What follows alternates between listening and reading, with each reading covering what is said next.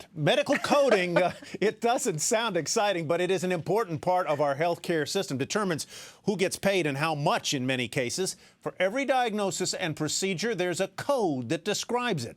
And now there are thousands more of them, and any problems getting claims processed could disrupt this critical industry. Bertha Coombs reports from Watertown, Massachusetts.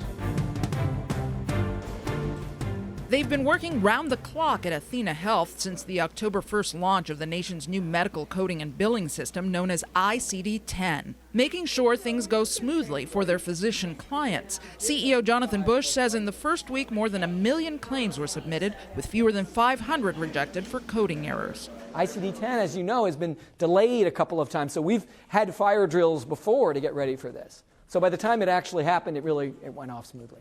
The transition was delayed for 2 years during the launch of the Affordable Care Act because it involves a major overhaul for the U.S. health IT system with a 5-fold increase to the nation's medical codes.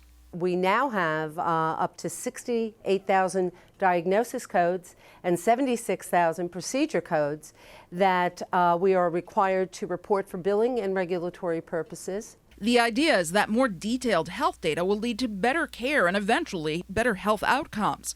But at hospitals like Montefiore New Rochelle outside New York City, the added complexity has meant months of retraining for everyone on staff. So far, it's paid off. We have had no glitches. But Surgeon Andrew Kleinman says the verdict is still out. It's still a little bit early to see how the payment is going to be affected, which is the big thing that we are worried about. Especially when it comes to his private practice. In a hospital, it's great. We have a lot of backup. We have people who are running IT. In my office, I'm the chief of IT. Jonathan Bush thinks it will take a few billing cycles to know just how well the system works. You might want to check back in. It's between day kind of 30 and 45 when some of the slower, more manual payers are getting around to sending out their first payments. Still, after the disastrous launch of the Healthcare.gov insurance exchange, health officials are likely breathing a sigh of relief for a smooth launch this time around. Bertha Coombs, Nightly Business Report, Boston.